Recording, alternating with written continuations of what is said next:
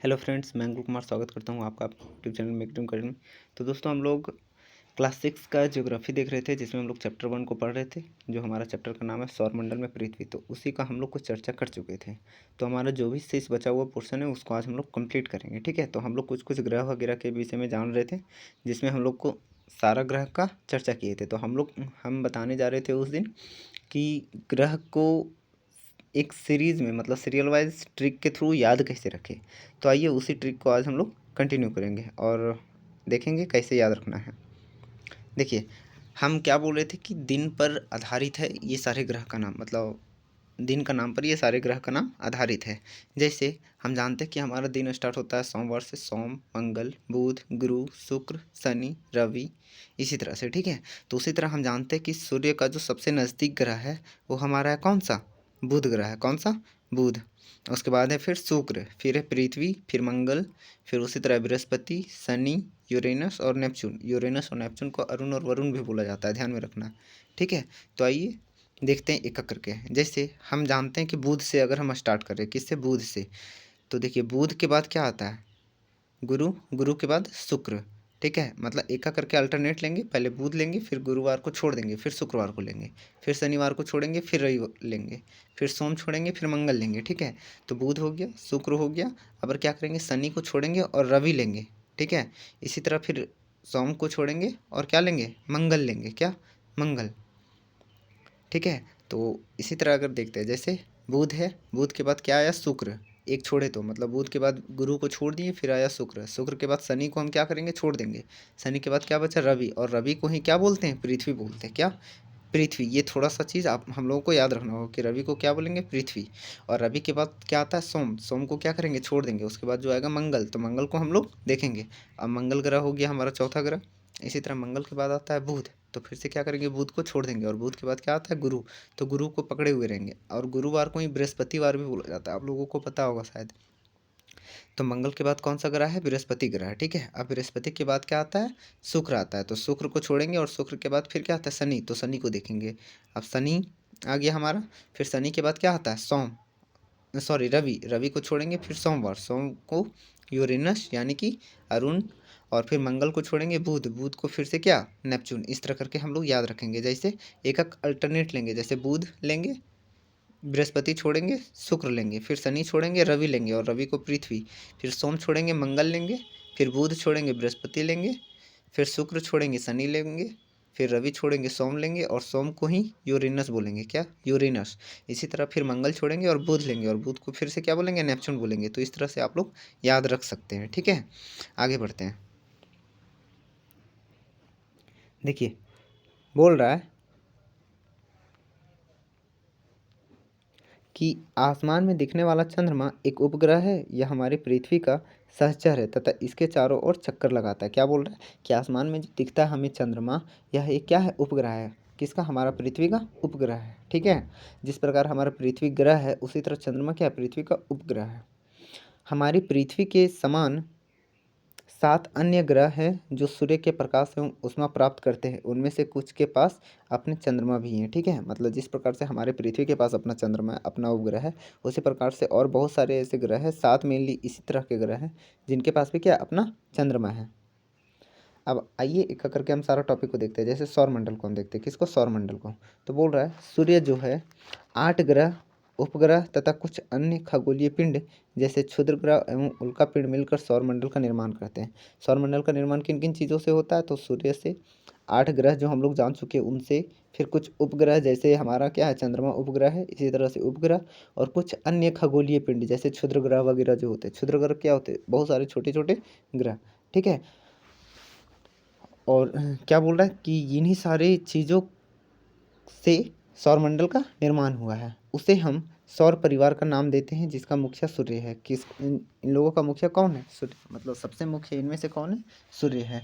ठीक है, अब आइए देखते हैं सूर्य को। जैसे सूर्य का अगर बात करते हैं तो सूर्य सौरमंडल के केंद्र में स्थित है।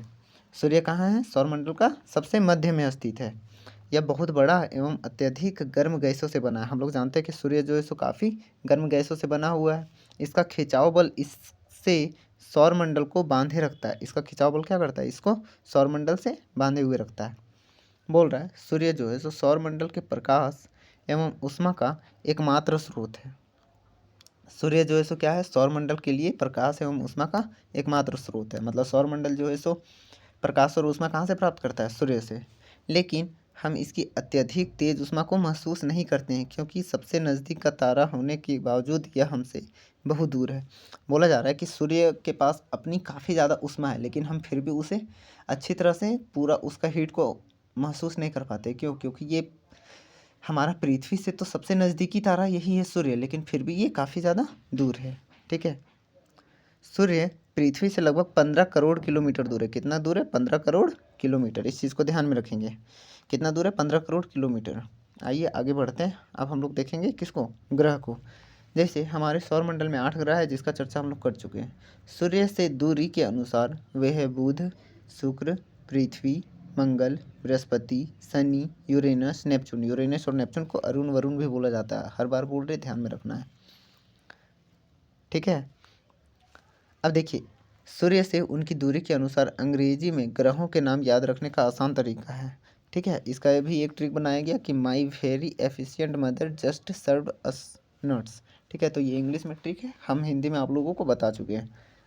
आगे बढ़ते हैं। सौरमंडल के सभी 8 ग्रह एक निश्चित पथ पर सूर्य का चक्कर लगाते हैं। क्या? कि सूर्य का चक्कर जो है सो सौरमंडल में जितने भी 8 ग्रह हैं वो सारे एक निश्चित तरीके से चक्कर लगाते हैं। ये रास्ते दीर्घवृत्ताकार में फैले हुए हैं। ठीक है, मतलब ये किस अवस्था में घूमते हैं, तो वृत्ताकार, मतलब चारों ओर। और यही क्या कहलाते हैं? कक्षा कहलाते हैं। क्या कहलाते हैं? कक्षा। बुध सूर्य के सबसे नज़दीक ग्रह है, हम बता चुके हैं जब डायग्राम हम देख रहे थे। देखिए यहाँ पर जब हम डायग्राम देख रहे हैं, तो यहाँ डायग्राम में हम देख रहे हैं कि ये जो बुध है ये क्या है, सूर्य से सबसे नज़दीक ग्रह। ये हमारा सूर्य और ये कौन सा है, बुध है। देखिए ये बुध है और ये सूर्य है, तो सूर्य से सबसे नज़दीक ग्रह कौन सा है, बुध है। ठीक है,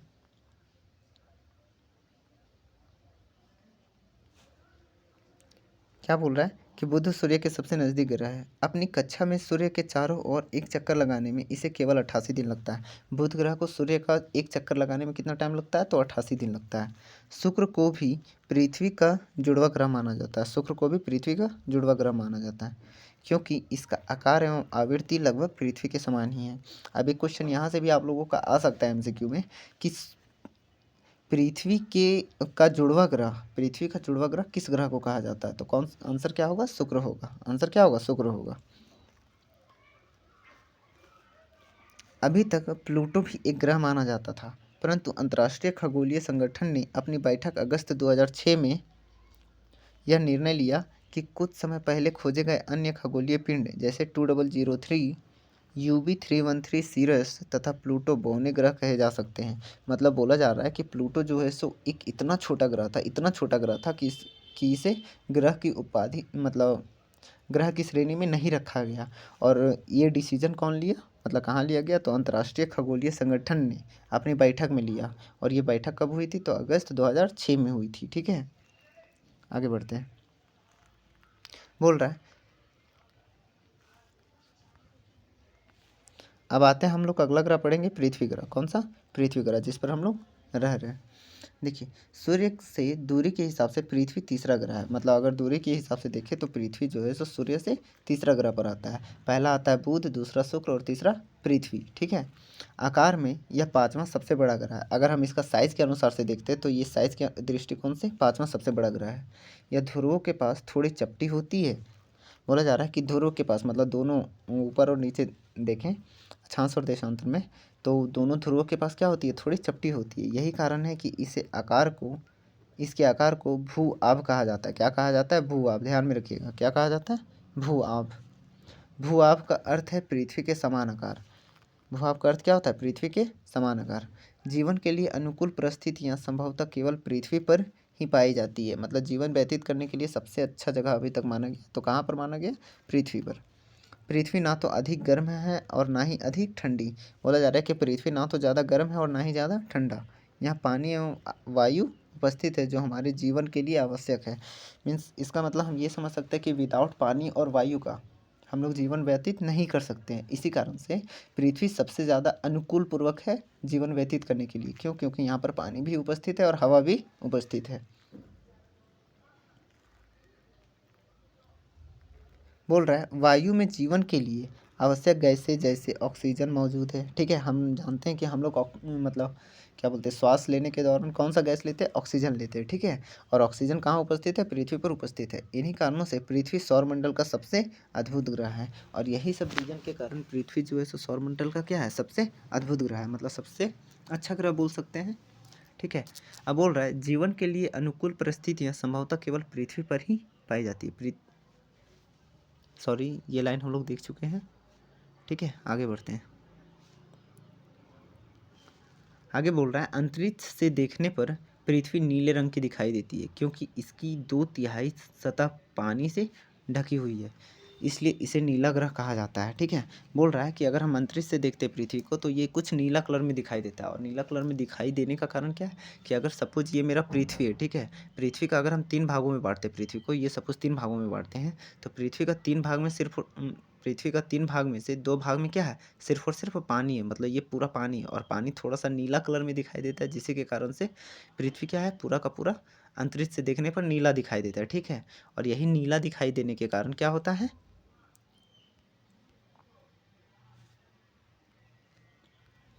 नीला दिखाई देने के कारण हमें ये पृथ्वी पूरा का पूरा नीला दिखाई देता है। अब आगे बढ़ते हैं, हम लोग अगला टॉपिक जो पढ़ेंगे चंद्रमा पढ़ेंगे। क्या पढ़ेंगे, चंद्रमा। हम जानते हैं कि हमारी पृथ्वी के पास केवल एक उपग्रह है, पृथ्वी का मात्र एक उपग्रह कौन सा है, चंद्रमा है। इसका व्यास पृथ्वी के व्यास का केवल 1/4 है, और ये इसका व्यास का अगर हम बात करते हैं तो पृथ्वी का व्यास का मात्र 1/4 है, मतलब अगर ये एक है तो पृथ्वी का व्यास 4 गुना ज़्यादा है इससे। ठीक है, यह इतना बड़ा इसलिए प्रतीत होता है क्योंकि यह हमारे ग्रह से अन्य खगोलीय पिंडों की अपेक्षा नज़दीक है। बोल रहा है यह हमें बड़ा इसलिए दिखाई देता है क्योंकि अन्य मतलब दूसरे खगोलीय पिंडों की अपेक्षा में ये हमारे पृथ्वी से नज़दीक है। यह हमसे लगभग 3,84,400 किलोमीटर दूर है। कितना दूर है, मात्र 3,84,400 किलोमीटर। अब आप पृथ्वी से सूर्य एवं चंद्रमा की दूरियों की तुलना कर सकते हैं। किनकी तुलना कर सकते हैं, पृथ्वी से सूर्य तथा चंद्रमा की।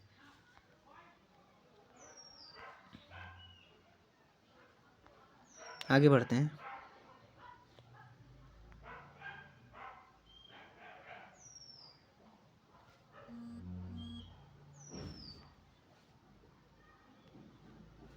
चंद्रमा पृथ्वी का एक चक्कर लगभग 27 दिन में पूरा करता है। कितने दिन में, 27 दिन में पूरा करता है। लगभग इतने ही समय में यह अपने अक्ष पर एक चक्कर भी पूरा करता है। इसके परिणाम स्वरूप पृथ्वी से हमें चंद्रमा का केवल एक ही भाग दिखाई देता है। क्या बोल रहा है कि चंद्रमा पृथ्वी का एक चक्कर लगभग कितने दिन में पूरा करता है, 27 दिन में पूरा करता है।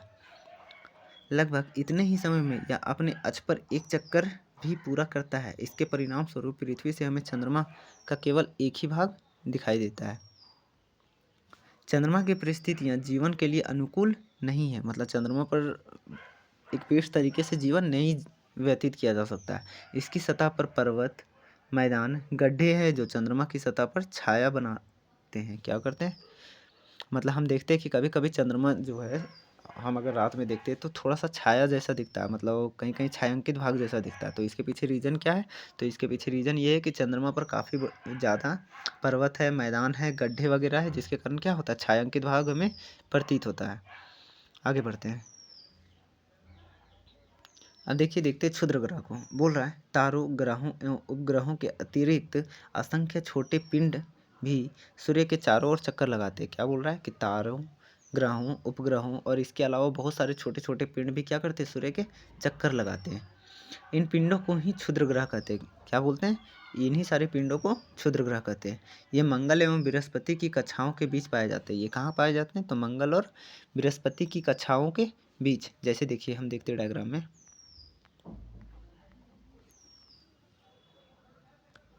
देखिए ये हो गया हमारा मंगल ग्रह और ये हो गया हमारा बृहस्पति ग्रह। तो ये मंगल और बृहस्पति के बीच में जो ये वाला लाइनिंग है, ठीक है, यही क्या है, क्षुद्र ग्रह वाला क्षेत्र। कौन सा क्षेत्र है, क्षुद्र ग्रह वाला क्षेत्र। देखिए यहाँ लिखा भी हुआ है क्षुद्र ग्रह पट्टी। ठीक है,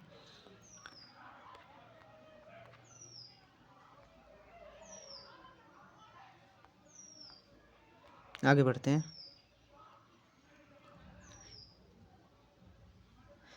वैज्ञानिकों के अनुसार क्षुद्र ग्रह ग्रह के ही भाग होते हैं।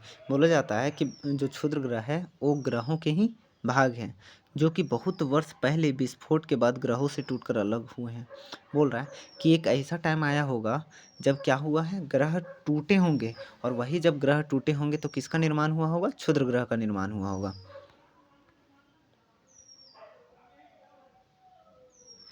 ठीक है, आगे बढ़ते हैं। अगला टॉपिक जो है हमारा वो है उल्कापिंड। क्या है, उल्कापिंड।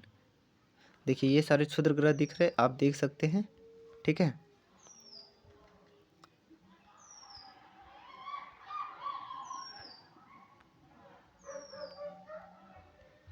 देखिए उल्कापिंड सूर्य के चारों ओर चक्कर लगाने वाले पत्थरों के छोटे छोटे टुकड़े को ही क्या बोलते हैं, उल्कापिंड बोलते हैं। मतलब सूर्य के चारों ओर जो चक्कर लगाते हैं और जो पत्थर के छोटे छोटे टुकड़े रहते हैं उन्हीं को क्या बोलते हैं, उल्कापिंड बोलते हैं। ठीक है, कभी कभी ये उल्कापिंड पृथ्वी के इतने नज़दीक आ जाते हैं कि इनकी प्रवृत्ति पृथ्वी पर गिरने की होती है। ठीक है, बोल रहा है कि ये कभी कभी पृथ्वी के इतने नज़दीक आ जाते हैं कि इनकी प्रवृत्ति मतलब ये ऐसा प्रतीत होता है कि ये पृथ्वी पर गिरने ही वाले हैं। इस प्रक्रिया के दौरान वायु के साथ घर्षण होने के कारण ये गर्म होकर जल जाते हैं। और इसी दौरान क्या होता है, मतलब वायु के साथ इनका घर्षण होता है, और यही घर्षण के दौरान क्या होते हैं, ये गर्म हो जाते हैं और इसी से फिर जल जाते हैं। फलस्वरूप चमकदार प्रकाश उत्पन्न होता है। और इसी कारण से क्या होता है, कभी कभी हम देखते हैं कि चमकदार प्रकाश मतलब एक थोड़ा ज़्यादा लाइटिंग वाला प्रकाश हमें दिखता है। कभी कभी कोई उल्का पूरी तरह जले बिना पृथ्वी पर गिरती है, जिससे धरातल पर गड्ढे बन जाते हैं। बहुत बार ऐसा भी होता है कि बिना जले ही पृथ्वी पर उल्काएं गिर जाती है, और इसी से क्या होता है, पृथ्वी पर गड्ढा हो जाता है। क्या आपने तारों वाले खुले आकाश में एक ओर से दूसरी ओर तक फैली चौड़ी सफ़ेद पट्टी की तरह एक चमकदार रास्ते को देखा है? बोल रहा है कि क्या आप कभी खुले आकाश में एक ओर से दूसरे ओर तक फैली चौड़ी सफ़ेद पट्टी की तरह एक चमकदार रास्ते को देखा है? यह लाखों तारों का समूह है, और ये जो पट्टी दिखता है वो क्या है, लाखों तारों का समूह है। मतलब बहुत सारे तारे मिलकर ये पट्टी बनता है। यह पट्टी आकाशगंगा मिल्की वे है, और इसी को क्या बोलते हैं, आकाशगंगा बोलते हैं। हमारा सौरमंडल इस आकाशगंगा का ही एक भाग है। हमारा जो सौरमंडल है वो किसका भाग है, आकाशगंगा का। प्राचीन भारत में इसकी कल्पना आकाश में प्रकाश की एक बहती नदी से की गई थी। बोला जा रहा है कि पहले का टाइम में इसकी कल्पना जो है सो आकाश में प्रकाश, देखिए बोला गया कि प्राचीन भारत में इसकी कल्पना किससे की गई है, आकाश में प्रकाश की एक बहती नदी से की गई है। मतलब आकाश में जैसे प्रकाश का एक नदी के जैसा फ्लो हो रहा है, बहाव हो रहा है। ठीक है, और इसी कारण से इसका नाम क्या पड़ा, आकाशगंगा पड़ा। क्या पड़ा, आकाशगंगा पड़ा। आकाशगंगा जो है सो करोड़ों तारों, बादलों तथा गैसों की एक प्रणाली है। ठीक है, क्या है कि आकाशगंगा जो है सो बहुत सारे तारों, बादलों और गैसों की क्या है, एक प्रणाली है। और इस प्रकार की लाखों आकाशगंगाएं मिलकर क्या करते हैं, ब्रह्मांड का निर्माण करती है। किसका निर्माण करती है, ब्रह्मांड का निर्माण। बोल रहा है कि इस प्रकार से मिलकर, इस प्रकार के आकाशगंगाएं मिलकर क्या करती है, ब्रह्मांड का निर्माण करती है। ब्रह्मांड की विशालता की कल्पना करना अत्यधिक कठिन है। वैज्ञानिक अभी भी इसके बारे में अधिक से अधिक जानकारी एकत्र करने में जुटे हैं। ठीक है, इसके आकार के संबंध में हमें कोई जानकारी नहीं है, लेकिन फिर भी हम जानते हैं कि हम सभी इसी ब्रह्मांड का हिस्सा हैं। बोल रहा है कि अभी भी जो है सो ब्रह्मांड के विषय में वैज्ञानिक अभी भी बहुत सारी जानकारियों को एकत्रित करने में जुटी हुई है, लेकिन हम इतना तो ज़रूर जानते हैं कि हम भी जो है सो क्या इसी ब्रह्मांड का एक हिस्सा हैं। ठीक है, अब जैसे देखिए यहाँ पर एक डायग्राम दिया हुआ है कि ये सपोज हम हैं या फिर आप हैं। हम लोग रह रहे हैं, किस में रह रहे हैं, इस पृथ्वी में रह रहे हैं। और ये पृथ्वी जो है सो हमारा इस सौर मंडल में है, और ये सौर मंडल किस में है, आकाशगंगा में। किस में, आकाशगंगा में। और ये आकाशगंगा किस में है, तो ये ब्रह्मांड में है। ठीक है, ये डायग्राम से ये चीज़ को बताया गया है। आइए देखते हैं, इस पर चर्चा करते हैं। बोल रहा है कि आप ब्रह्मांड के साथ अपना संबंध बता सकते हैं। आप पृथ्वी पर हैं तथा पृथ्वी सौरमंडल का ही एक भाग है। हमारा सौरमंडल आकाशगंगा यानी कि मिल्की वे का एक भाग है, जो ब्रह्मांड का हिस्सा है। ब्रह्मांड से जुड़े इस तथ्य पर विचार कीजिए कि इसमें लाखों आकाशगंगाएं मौजूद है। तो ये चीज़ नॉर्मली बताने लायक थी। देखिए ये है हमारा आकाशगंगा का डायग्राम, मतलब आकाशगंगा कुछ इस प्रकार से दिखता है। ठीक है, तो ये आज मेरा चैप्टर 1 कंप्लीट हुआ। ठीक है, नेक्स्ट पार्ट में हम इसी का जो क्वेश्चन आंसर है उसको डिस्कस कर देंगे, और इसी के साथ हमारा चैप्टर यहीं समाप्त हुआ। जय हिंद।